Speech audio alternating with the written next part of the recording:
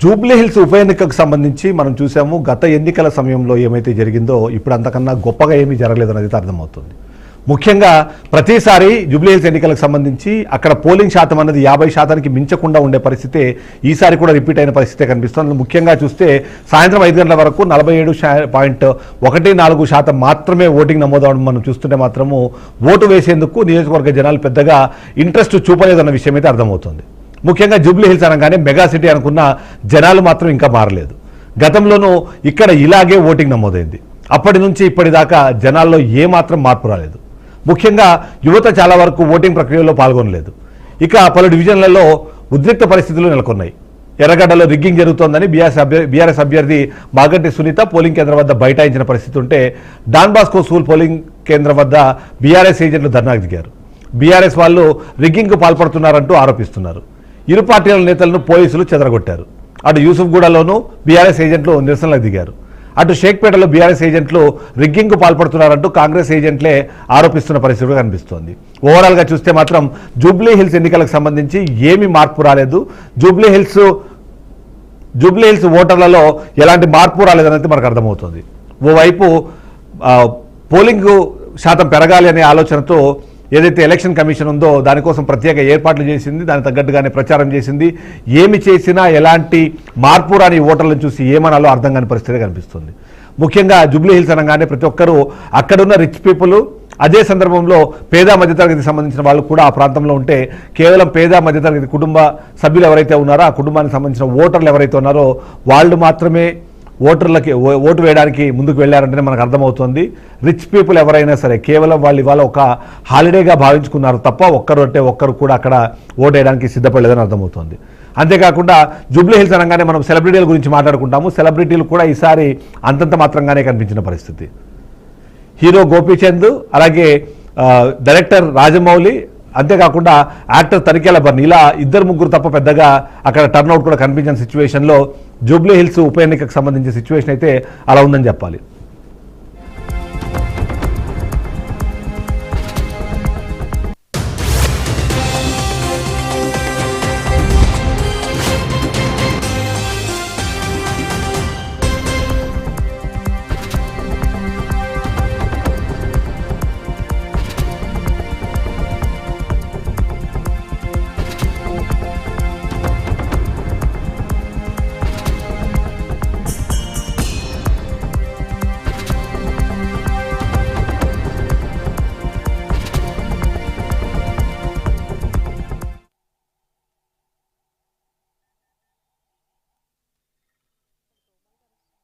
అయితే ముగిసింది. ఇంకా కొద్దిమంది పోలింగ్లకు సంబంధించి అక్కడ క్యూ లైన్లో ఉన్న పరిస్థితిలో మా ప్రతినిధులు సుప్రియ ఎర్రగడ్డ నుంచి దానికి సంబంధించి పూర్తి వివరాలు సిద్ధంగా ఉన్నారు. అలాగే బాసిత్ జూబ్లీ హిల్స్ నుంచి, అలాగే రామకృష్ణ యూసుఫ్గూడ నుంచి ముగ్గురు కూడా ఇప్పుడే లైవ్లో ఉన్నారు. మనం చూస్తున్నాము ఇప్పటికే అక్కడ పోలింగ్ స్టేషన్లు వెలవలబోతున్న పరిస్థితి మనకు కనిపిస్తుంది. ఈ నేపథ్యంలో ఫస్ట్ సుప్రియ దగ్గరికి వెళ్దాం. సుప్రియ, ఏంటి పరిస్థితి? అక్కడ పోలింగ్ ఎలా జరిగింది?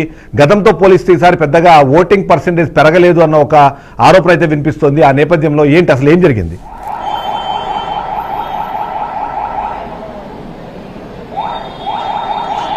రోజు ఉదయం 7 గంటలకి మొదలైన పోలింగ్ ఇప్పుడు 6 గంటలకైతే ముగించిందని చెప్పాలి. అయితే దీంతో చూసుకుంటే అయితే మనకు గతంతో కంపేర్ చేస్తే అయితే ఈ రోజు మాత్రం పోలింగ్ అయితే పెద్దగా జరగనట్టయితే కనిపిస్తుంది. మనకు జూబ్లీ హిల్స్ నియోజకవర్గంలో చూసుకుంటే నేను ప్రజెంట్ అయితే ఇప్పుడు ఎర్రగడ్డలోని డాన్ బాస్కో స్కూల్ దగ్గర ఉన్నాను. అయితే ఉదయం మనం శ్రీనగర్ కాలనీ నాగార్జున కమిటీ దగ్గర చూసినప్పటికీ కూడా చాలా మంది అయితే ఆసక్తితో అయితే ఓటింగ్ కి వచ్చినట్టు కూడా అయితే మనకు కనిపించలేదు. అయితే మధ్యాహ్నం వరకు కూడా చూసుకున్నట్టయితే మనకు ఈ రోజు పోలింగ్ 39% వరకు మాత్రమే ఉండే. అయితే ఇప్పుడు కూడా పోలింగ్ అయితే అంతంతలో మాత్రమే జరిగిందని చెప్పాలి. అయితే చాలా మంది మనకు జూబ్లీ హిల్స్ అనగానే చాలా మంది వచ్చి ఓట్స్ కి ఇంపార్టెన్స్ ఇస్తూ ఉంటారు, వాళ్ళు ఓట్లు వేస్తూ ఉంటారు ఆసక్తితో. కానీ మాత్రం మనకు ప్రతి పోలింగ్ బూత్ దగ్గర ఎక్కడ కూడా కనిపించని పరిస్థితి అయితే కనిపించిందని చెప్పాలి. దానికి తోడు చూస్తూ లేదంటే ఇటు కార్యకర్తలకి నేతలకి మధ్య పోలీసులతో వాగ్వాదాలు కూడా చాలా వరకే జరిగాయి. కూడా నవీన్ యాదవ్ అనుచరులతో లోపలికి వచ్చారని చెప్పి కూడా ఇటు బీఆర్ఎస్ నేతలు అయితే పెద్దగా నిరసన జరిపారు. అయితే వాళ్ళు ధర్నాకి దిగిన సంఘటన కూడా నెలకొందని చెప్పాలి. అయితే డాన్ బాస్కో స్కూల్ దగ్గర చూసుకుంటే కూడా పరిస్థితి కూడా మొత్తం మనకు ఖాళీగానే కనిపించిందనే చెప్పాలి. అయితే ఈ డాన్ బాస్కో స్కూల్ దగ్గర చూసుకుంటే అయితే సుమారుగా ఒక 15 నుంచి 20% ఓటింగ్ కూడా జరగలేదన్నట్టు కూడా తెలుస్తూ ఉంది. అయితే ఈ రోజు జరిగిన బైపోల్ ఎలక్షన్స్ లో మాత్రం ఓటింగ్ అయితే పెద్దగా జరగలేదు. అయితే దానికి తోడు ఇటు నేతలు చూసుకుంటే అయితే ఈ బైపోల్ ఎలక్షన్స్ కి మాత్రం పెద్ద ఎత్తున రోడ్ షోస్ అవ్వచ్చు, డోర్ టు డోర్ క్యాంపెయినింగ్ కూడా చేసినప్పటికీ కూడా ఆ ఎఫెక్ట్ మాత్రం మనకి ఈ రోజు బైపోల్ ఎలక్షన్స్ లో మాత్రం ఎక్కడ కనిపించలేదు. అయితే దానికి తోడు కూడా చూసినప్పటికీ కూడా ఇంకా ఇటు బీజేపీ మనకు అక్కడ అంటే ఇవాళ పోలింగ్ కి సంబంధించిన డిస్కషన్ తో పాటు ఆ ప్రాంతంలో అంటే ముఖ్యంగా ఈ జూబ్లీ హిల్స్ ఎన్నికలకు సంబంధించి రిగ్గింగ్ జరిగిందని చెప్పి ఒకరి మీద ఒకరు ఆరోపణలు చేసుకుంటున్నారు. అక్కడ బీఆర్ఎస్ పార్టీ నాయకులకు అలాగే పోలీసుల మధ్యలో వాగ్వాదం జరిగిందన్న సమాచారం వస్తుంది. దాని మీద అప్డేట్స్ ఏంటి?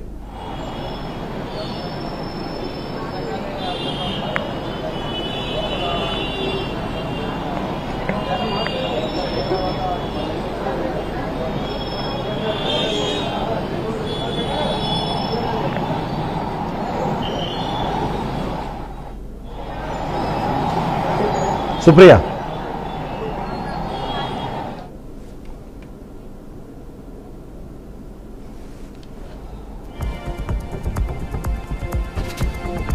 అవునవును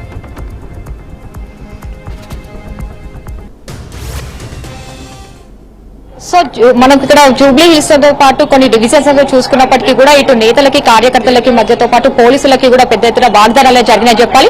అయితే షేక్పేట్ లో కూడా చూస్తే కూడా సాయంత్రం సమయ వేళలో లాఠీ చార్జ్ కూడా జరిగిన సంఘటన కూడా నెలకొంది. ఇక్కడ డాన్ బాస్కో స్కూల్లో కూడా చూసుకుంటే అయితే పెద్ద ఎత్తున ఇటు బీఆర్ఎస్ కార్యకర్తలు ఎమ్మెల్సీలు కూడా వచ్చి వాళ్ళు నిరసనలు చేశారని చెప్పాలి. అయితే ఏదైతే అభ్యర్థితో పాటు 50 మంది వారికి అనుచరులు ఒక రౌడిజం లాగా లోపలికి వచ్చారు. అయితే నవీన్ యాదవ్ ఇందాక ఇక్కడికి లోపలికి వచ్చినప్పుడు కూడా ఒక స్కూటీపై సామాన్య మనిషిలాగా లోపలికి రావడము, దాంతో ఇక్కడ బీఆర్ఎస్ నేతలు చూడడంతో మాత్రం ఒక మండిపాటు పడ్డారనే చెప్పాలి. అయితే ఒక డాన్ బాస్కో స్కూలే కాకుండా జూబ్లీ హిల్స్ నియోజకవర్గంలో చూసుకుంటే ఒక 2-3 పోలింగ్ బూత్ల దగ్గర మాత్రము మనకి ఇదే ఇన్సిడెంట్ ఈరోజు ఎదుర్కొందని చెప్పాలి. Right, thank you Supriya. మీరు లైన్లో ఉండండి. మనము ఓవరాల్ గా చూస్తే ఓటింగ్ సరళితో పాటు గెలుపోటములు ఎవరి వైపు దోబూచులాడుతున్న విషయంపై కూడా మనం మాట్లాడే ప్రయత్నం చేద్దాం. బాసిత్ కూడా మనతో పాటు ఉన్నారు. బాసిత్, ఏంటి సిచ్యువేషన్? ఇప్పుడు మీరు జూబ్లీ హిల్స్ లో ఉన్నారు. జూబ్లీ హిల్స్ లో టర్న్అవుట్ ఎలా జరిగింది? ఉదయం నుంచి అక్కడ ముఖ్యంగా అన్నిటికన్నా అతి తక్కువ ఓటింగ్ శాతం నమోదయ్యేది ఈ జూబ్లీ హిల్స్ పరిధిలో జరుగుతుంది అని మనం వింటూ ఉంటాము. సో అక్కడ అప్డేట్స్ ఏంటి? ఎలా వచ్చారు ఇవాళ voters?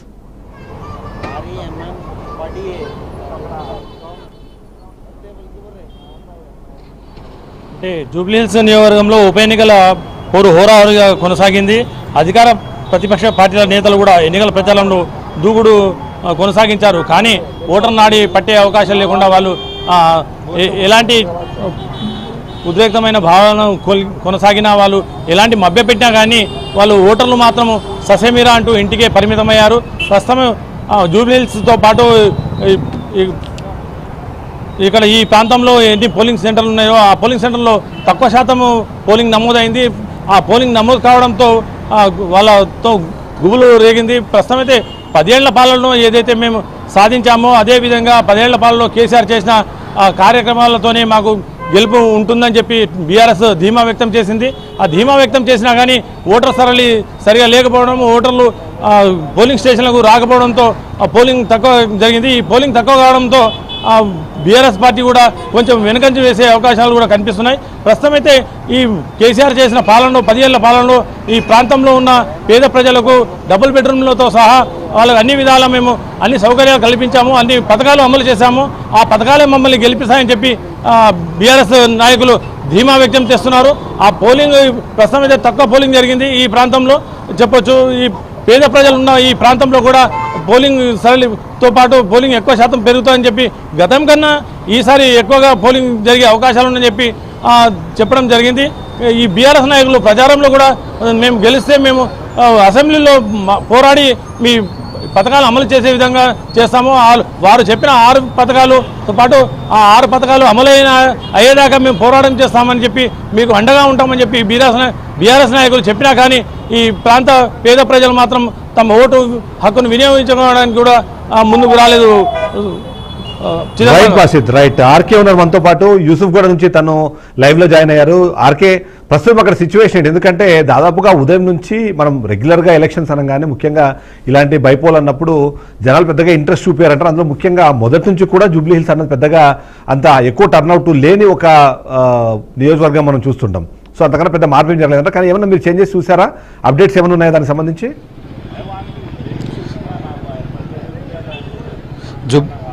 Jubilee hills by election నేపథ్యంలో మనం యూసఫ్ గూడ ఉన్నాం. యూసఫ్ గూడ కాంగ్రెస్ అభ్యర్థి నవీన్ యాదవ్ సొంత డివిజన్. ఓవరాల్ గా చూసుకున్నట్లయితే కొంత ఈ డివిజన్ లో కాంగ్రెస్ పార్టీకి ఎడ్జ్ ఉండే అవకాశం ఎక్కువగా ఉంది. ఫస్ట్ నుంచి కూడా చెప్తున్నారు కాంగ్రెస్ పార్టీ నాయకులు కావచ్చు, కార్యకర్తలు కావచ్చు, కొంత యూసఫ్ గూడ మిగతా ఏదైతే ఉన్నాయో 7 డివిజన్లో యూసఫ్ గూడ డివిజన్ కొంత వాళ్ళకి ఎడ్జ్గా ఉండే అవకాశం ఎక్కువగా ఉంటుందని కాంగ్రెస్ నాయకులు, కార్యకర్తలు చెబుతున్నారు. బీఆర్ఎస్ కి సంబంధించిన లీడర్స్ ఎవరైతే ఉన్నారో కార్యకర్తలు, మెయిన్ లీడర్స్ కూడా ఎలక్షన్ ముందు కొద్ది రోజుల ముందు 2-3 డేస్ బిఫోర్ కాంగ్రెస్ పార్టీలో జాయిన్ అవడం జరిగింది. దానికి సంబంధించి కూడా చూసుకున్నట్లయితే కొంత ఓటింగ్ శాతంతో పాటు కాంగ్రెస్ పార్టీ కొంత ఓటు ఎక్కువగా నమోదయ్యే అవకాశం కూడా కనిపిస్తుంది. యూసఫ్ గూడ సొంత డివిజన్ కావడంతో మెయిన్ గా చూసుకున్నట్లయితే 2014 రాష్ట్రం తెలంగాణ రాష్ట్రం సపరేట్ అయిన తర్వాత పోలింగ్ శాతం ఒకసారి చూసుకుంటే 2014లో 51% గా పోల్ అయింది. 2018లో 45% పోల్ అయింది. 2023 వచ్చేసరికి 47.1 పోల్ అయింది.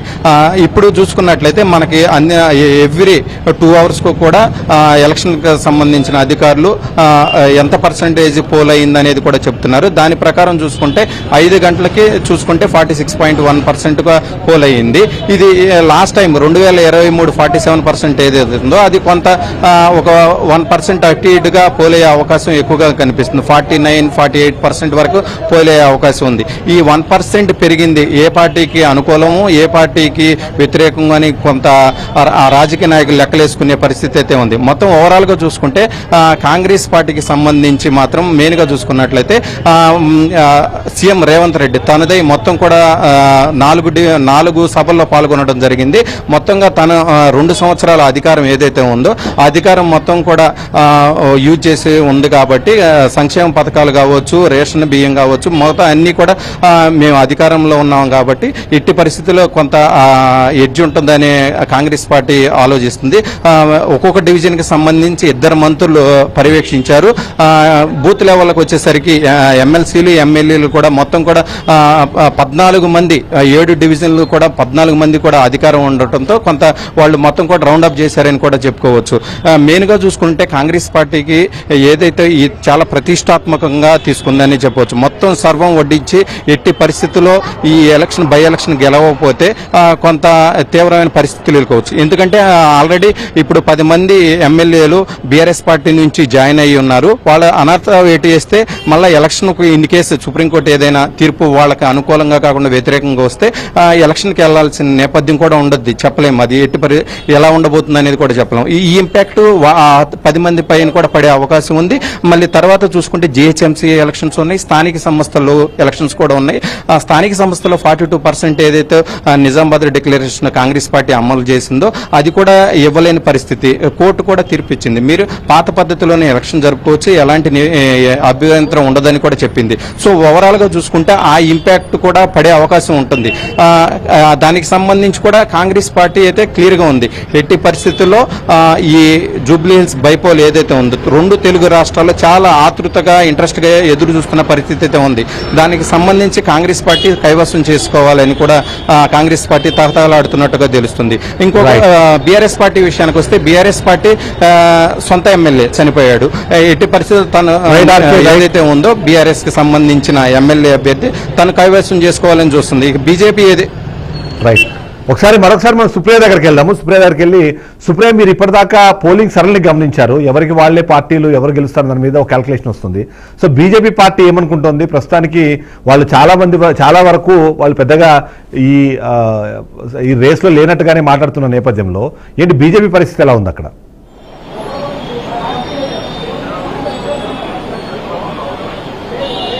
సో బీజేపీ పరిస్థితి చూస్తే అయితే ఇటు వాళ్ళకి ఎక్కువగా అయితే మనకు సెక్యులర్ ఓట్స్ పడతాయని చెప్పి కూడా వాళ్ళైతే అనుకుంటున్నారు. అయితే ఇటు పవన్ కళ్యాణ్ దీనికి బీజేపీ పార్టీకి మద్దతు ఇవ్వడంతో మాత్రం ఇటు పవన్ కళ్యాణ్ ఫ్యాన్స్ కి సంబంధించి ఎవరైనా అంటే పవన్ కళ్యాణ్ కి అభిమానులు ఎవరైతే ఉంటారో ఆ ఓట్స్ పడతాయని చెప్పి మాత్రము ఇటు బీజేపీ పార్టీ నేతలు అయితే మనకు చెప్తున్నారు. దానికి తోడు చూసుకుంటే అయితే ఈసారి జరిగిన బైపోల్స్ ఎలక్షన్స్ లో కూడా బీజేపీ క్యాంపెయినింగ్ కి సంబంధించి కూడా పెద్దగా ఎఫెక్ట్ అయితే మనకు ఎక్కడ కనిపించడం లేదని చెప్పాలి. అంటే డోర్ టు డోర్ క్యాంపెయినింగ్ మాత్రమే చేశారు. అయితే దానికి సంబంధించి కూడా ఇప్పుడు మనకు పెద్దగా ఓట్స్ వస్తాయని కూడా వాళ్ళు కూడా అనుకున్నట్టుగానే మనకైతే తెలుస్తూ ఉంది. దానితో పాటు చూస్తే అయితే రెండు టగాఫర్ ఉండడంతో మాత్రం బీజేపీ అయితే కొంచెము వెనకడుగులోనే ఉందనే చెప్పాలి. అయితే ఎక్కువగా అయితే ఇప్పుడు బీజేపీ పార్టీ చూసుకుంటే అయితే మనకు ఇటు హిందూ వాహినికి సంబంధించిన ఓట్లు మాత్రం ఎక్కువగా వస్తాయని అయితే బీజేపీ అభ్యర్థులు అనుకుంటూ ఉన్నారు. ఇటు బీజేపీ కార్యకర్తలు కూడా అదే అనుకుంటున్నారు. అయితే దాంతో పాటు చూసినప్పటికీ కూడా ఇప్పుడు మనకు ఈ బైపోల్ ఎలక్షన్స్ లో పెద్దగా ఓటర్లు ఆసక్తి చూపించకపోవడంతో అయితే ఓట్లింగ్ కూడా ఎక్కువ పడకపోవడంతో మాత్రము అది కూడా బీజేపీకి ఇంకా తక్కువనే వస్తాయని చెప్పి కూడా బీజేపీ అయితే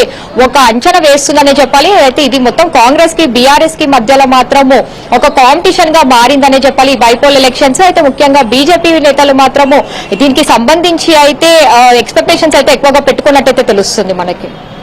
right, thank you very much Supriya. ఓవరాల్గా చూస్తే మాత్రం ఏ పార్టీలకు ఆ పార్టీలు గెలుపు మాదే అనుకుంటూ కూడా అనుకుంటున్నారు. అంతేకాకుండా వాళ్ళ లెక్కల్లో వాళ్ళు ఉన్న పరిస్థితి మనకు కనిపిస్తుంది. ముఖ్యంగా కాంగ్రెస్ పార్టీ అధికారంలో ఉన్నాము, అంతేకాకుండా గత 2 సంవత్సరాల నుంచి ప్రజాపాలన అందించాం కాబట్టి ఈసారి ఓట్లన్నీ మాకే పడతాయి. ఆ ఓట్ల ద్వారా జూబ్లీ హిల్స్ని గెలుచుకోవడంతో పాటు ప్రజల మనసుల్ని మేము ఎలా గెలుచుకున్నామో చూపించేందుకు ఇది ఒక మంచి అవకాశం అంటూ కాంగ్రెస్ పార్టీ భావిస్తుంటే, అదే సందర్భంలో బీఆర్ఎస్ పార్టీ కూడా గెలుపు తమదే అంటూ కూడా ఓవైపు మాట్లాడుకుంటున్నారు. ముఖ్యంగా మాగంటి గోపీనాథ్ గత 3 పర్యాయాలు జూబ్లీహిల్స్ ప్రజలకు చేసిన సేవ, ఇప్పుడు ఆయన చనిపోయిన తర్వాత తన భార్యగా మాగంటి సునీత వచ్చిన నేపథ్యంలో తను ఈసారి ఆమె మాగంటి గోపీనాథ్తో పాటు బీఆర్ఎస్ పార్టీని కూడా రిప్రజెంట్ చేయబోతోంది. దానికి తోడు 10 ఏళ్ల పాటు బీఆర్ఎస్ పాలన, ఇప్పుడు 2 ఏళ్ల పాటు కాంగ్రెస్ పాలనను పోల్చుకొని ఓట్లు మా వైపుగా వచ్చే అవకాశం ఉందని చెప్పి బీఆర్ఎస్ పార్టీ అనుకుంటుంది. ఇవి సరిపోవన్నట్టు బీజేపీ పార్టీ మధ్యలో ఉంది. ఖచ్చితంగా బీజేపీ పార్టీ మోదీ చరిష్మా అన్నది ఇక్కడ కూడా పనిచేస్తుంది అనుకోవడంతో పాటు ఇక్కడున్న స్థానిక పరిస్థితుల నేపథ్యంలో కూడా మేము కూడా ఈసారి అవకాశాన్ని దక్కించుకునే పరిస్థితులకు ముందు వెళ్తున్నామనే టైపులో కూడా మాట్లాడుతున్నారు. ఫైనల్గా చూస్తే మాత్రం జూబ్లీ ఎన్నికలకు సంబంధించి పార్టీలు